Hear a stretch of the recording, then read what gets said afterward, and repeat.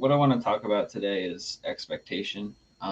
This is something that I have kind of been um, thinking about or working on recently, and this is something that's come up quite a bit with people I work with and people I talk about, or not talk about, but talk with. Um, and I think that there's a lot of expectation that we put on ourselves. There's a lot of expectation that's put on us by other people.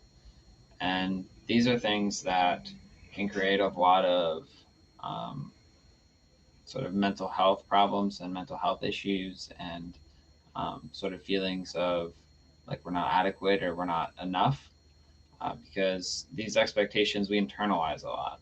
And so when we put these expectations on ourselves that are unrealistic or take on the expectations of society of what we should be, what we shouldn't be, it can create a lot of issues.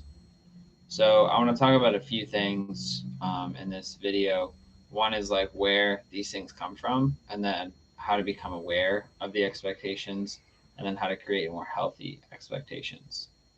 So I'll start with where they come from. So a lot of expectations will come from outside of us to begin with. So a lot of times there will be external input. So external input from say our parents or our peers or our culture. So for example, our parents might tell us, you need to like football, or um, you need to be fit, or you need to focus on this or that. And it may not be like poor intentions. It may not be something that's like out to get you, but it may not resonate with you in the moment. And as you start to internalize these external things that are taught to you, you start to sort of be critical on yourself when you don't feel those the way that you've been told you should feel. So there's kind of this dissonance where you've been told to feel something, you've been told to perceive something a certain way or to achieve something in a certain way, and when you don't, then there's sort of mental health, there's depression, there's anxiety, there's sort of feeling like a lack of purpose, and you're kind of lost, you're not really sure where you're going. And so all of these expectations, not all of them, but a lot of them will come from the external environment. A lot of them will come from people around us that tell us that this is what needs to be done. This is what you need to be. And so part of the process of growing as a human and growing as an adult is not getting caught in those expectations and becoming aware of those expectations. So basically you have to figure out if you don't feel well, if you're feeling depressed, if you're feeling anxious, try to figure out what thoughts are creating that feeling. Is it that you don't feel like you're doing enough? Is it that you don't feel like you're doing what you're supposed to be doing? Those kinds of feelings usually come from some kind of expectation on yourself that is either self-imposed or has been imposed on you by other people. And so part of that process is sort of peeling back the layers and really looking at what thoughts are creating those feelings. And that takes time. It takes some effort. Meditation is a good skill for that because it allows you to sit with your thoughts and allows you to see what's coming out. So there's lots of different ways of finding where those expectations are coming from. But the biggest thing is just you have to do some self analysis and figure out, does this make sense for me? So, for example, um, something I kind of have been struggling with recently is, I sort of had these big expectations for myself to be like, hey, you need to um, you need to basically like be doing a bunch of stuff on YouTube, and like I compare myself to other YouTubers. I'm like, I need to be like this or do like that. My videos aren't good. Um, you need to be reaching a better audience. You need to be putting more energy into that. And I started to notice that this has happened more than once. That I kind of get down on myself, and I'm like, you know, I don't want to do that. I like just doing the casual thing and just making videos whenever I want to. But I get that stuck in my head of this expectation, like the big videos that are doing well have a certain format of video. And so, I guess I get caught on that. So that's something that I struggle with. And that's something that, I have to become aware of, is like, is that an expectation that I'm putting on myself, or is that an expectation that's outside of me that like sort of society is putting on me, but I also internalize on myself? And usually it's that, like when I connect with myself and what I really want and what my true desires are, it's just to do it casually and have fun with it. So that's one example of sort of, internalizing expectation from the outside. Another kind of expectation, which kind of ties into that last example that I was talking about, is self-imposed expectation. So you see something that you wish you could be for some reason or another, because you may not feel like you're adequate, or you may not feel like you're good enough. And you basically compare yourself to that and wish you were that. And then in turn, you judge yourself for not being that. And that's kind of an unrealistic expectation. It's not really being fair to you, because you are where you are. That person is where they are. And yeah, it's a great to have goals and great to be like, I'd like to reach this point. But to wish that you were there at that point right away is not going to create a good mental health situation. It's important to create a more realistic step towards that. So, for example, I'll go back to my YouTube channel situation. So, if truly I desired to have a YouTube channel that was, very cleanly cut and edited videos and very like structured videos and all that kind of stuff, my first step would to be like having a script for my videos, or having something like that where I put a little bit more effort, a little bit more planning into what I do. And that's something that gradually over time I think I will do, but it's not something that I need to do right now, right away. And so it's about planning and creating a realistic expectation instead of like judging yourself for where you think you should be. So it's kind of a different focus. I think a lot of people, um, look up to people, and then they get disappointed when they can't reach what that person has accomplished, but they don't see all of the work that that person put in and all of the things that they still struggle with. As a role model, they still struggle with things, and they don't see that necessarily in the videos that they make, or the way they come across. And so a lot of people don't see that internal process that they're still working through when they're still actually struggling with things too. So I think that's kind of something to think about, I guess. Um, the last thing I want to talk about, as far as this topic goes with expectation, is how to basically create realistic expectations. So it kind of goes back to what I talked about before with realizing where they come from. First of all, realizing that a lot of these expectations are not from you, they're from your external environment. So the first step is kind of becoming aware of that environment and aware of where those expectations are coming from. And then it's deciding, are those expectations true for me? Do they resonate with me? Are they accurate for where I am right now? Is it going to bring me where I'd like to go in life truly? Or are these things that are not resonant? So if they're not resonant, you have to find what is resonant for you. So that's tapping into yourself and feeling like what you would like to do. And honestly, there's a lot of people in this world who don't know like who they are, what they want to do, because they've lived on a program of expectation of others their whole life. And that's not a judgmental statement. That's just like, that's what happens. You live for your parents your whole life. You live to be like a certain person your whole life. And then someday you wake up and you're like, why am I doing this? Why is this important to me? Is this even important to me anymore? And so you actually have to come back to yourself, come back to your voice, your heart. And that's hard to do because sometimes your voice is not at all what your programming has been, not at all what the expectation that's been imposed on you has been. It might be the complete opposite. And that's probably why you may have been so miserable the whole time, because you've basically been living a life that wasn't for you, it was for someone else, or an idea of what someone else expected for you.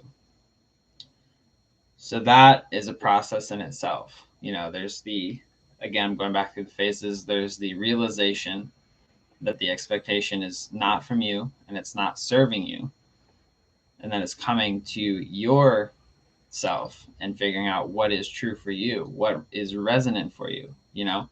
There's so many things out there in the world. You don't have to put yourself in a specific narrow focus of thing. You can enjoy life and do many different things. You have to feel what's resonant for you. You don't have to pinhole yourself into something. So really find what is true for you, and then set realistic expectations, realistic goals, because we're always going to have some kind of expectation of ourselves. We're always going to have some sort of idea of where we'd like to be, some idea of where we'd like to go. And so it's not necessarily a bad thing, but it's being aware of how you are creating that expectation, making it so it's reasonable, making it so it's flexible, so it's not concrete and doesn't move, because that's another issue. And finding a way to basically build something that, again, is flexible and is going to give you the opportunity to grow and flourish instead of get kind of stuck in sort of something that's not you. So it's really coming from within you and not from outside of you. And that is a process that will probably take my whole life as far as my development goes. I don't think we ever escape the programming or the expectations that have been put on to us from others, from our parents, from our society, from our peers, from within ourselves too, because we're judgmental of ourselves and we create our own roadblocks sometimes. It's a gradual process, and it takes self-awareness, and it's going to take a lot of mistakes and a lot of feelings of discomfort. Sorry about the noise. I live right by a road. So discomfort is kind of the guiding post to some degree of like, okay, what's wrong? And that's kind of why I spoke about discomfort in my last video. Discomfort helps us to understand ourselves and where we are limited or where our limitations are. Because if we're uncomfortable, if we're uncomfortable, that's probably something that's an issue for us. And moving into that is going to give us some insight into what is causing that problem, so we can sort of overcome it and become more resonant within ourselves. So I guess that's my spiel for the day. Joe, thank you. I'm glad you like my channel. Thank you. So I know some of you guys kind of tuned in late, but if you guys have any questions about what I just spoke about or want me to talk about further, I can do that. It's made me hesitant on trying psychedelics before I'm ready. Yeah, I mean, I'm a huge proponent of psychedelics. Like, I think they're amazing tools. I just don't think that they work for everybody, and you never know the risk of what's going to happen, if it doesn't go well. The biggest thing is set and setting. Make sure that you do it in a place that is safe, and that is that you feel comfortable, and know what you're taking, know the dose, know the do your research, and make sure you're with somebody who can guide you. Those are the biggest things. Obviously, I'm not advocating for drugs, but I think they are powerful tools when used in the correct setting. It's very powerful medicine, needs to be used responsibly.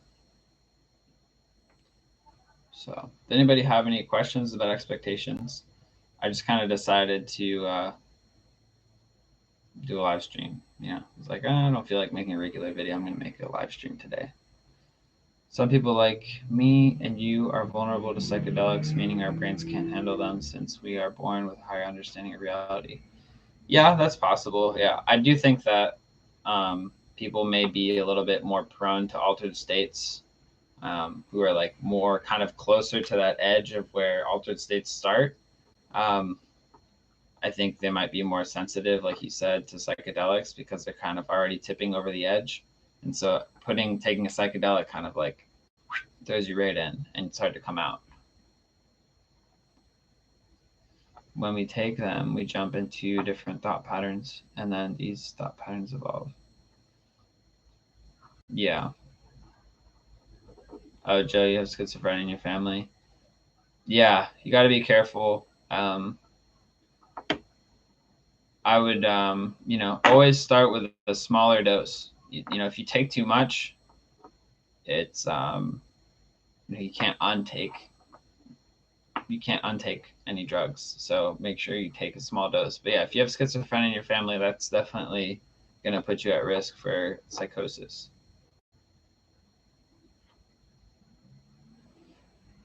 Yeah, weed triggered my psychosis as well.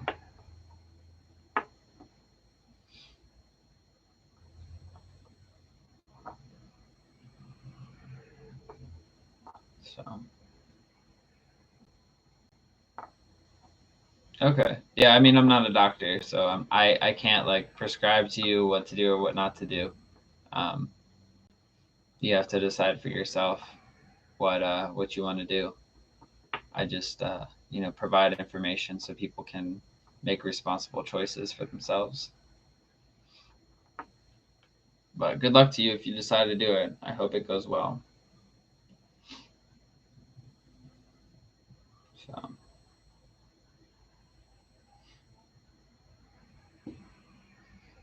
all right. Well, unless anybody doesn't have any more questions or anything like that, I think I'm probably going to end the live stream for today. I'll probably make another live stream soon because I enjoy them. I like being able to interact with you. And that one's going to be more of a discussion based um, live stream. So it's more interactive and open to talk about things. I like turtles and your channel. That's good, Ryan. Thanks. Turtles are pretty cool. They're one of my favorite animals. My overall conclusion on that is that people who get schizophrenia are gifted people as they have powers. Great content. Yeah, um, definitely. It's just a matter of harnessing those powers and then being able to use them in the world. That's the biggest thing. Um, being able to navigate both worlds is the most important part. Because being stuck just in reality is also a problem. When you're too grounded, you're not able to connect with the spiritual purpose of things and stuff. But I still don't want to get. Well, yeah, nobody wants to get schizophrenia, Joe. It's not like a fun. It's not like a fun thing. I don't think to have. There's pros and cons. It's like a. It's not a you know. It's like with anything. There's pros and cons. Psychosis brings you insights, but it's also not super great to have. So, all right, guys, thanks for tuning in. I hope you enjoyed the video. I'll be doing future live streams. So if you guys tune in for those, I'll try to let you guys know before I do them because this one was just kind of spontaneous. I'll try to put a message in my YouTube channel so you guys can kind of tune in before I start them. So thanks for tuning in, guys. I will see you later. I hope you guys are having a wonderful day. All right, bye for now.